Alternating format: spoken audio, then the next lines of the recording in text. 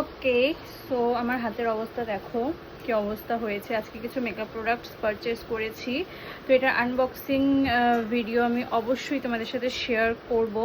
তো একটু দেখাচ্ছি আমি কি কি আজকে পারচেস করেছি।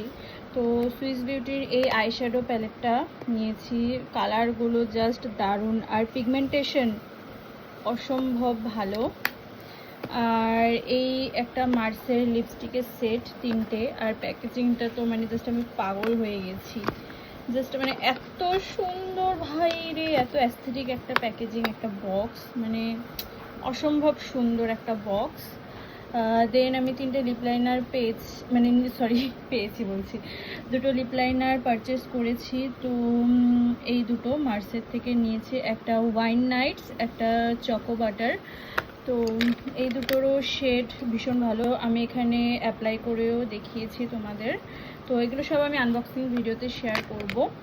আরেকটা নিয়েছি সুইস বিউটির একটা লিপ লাইনার, এটাও আমি এখানে, এটা হচ্ছে এই যে এই কালারটা, মানে লাইট শেডের কালারটা। আর এই দুটো হলো এই মার্সেল।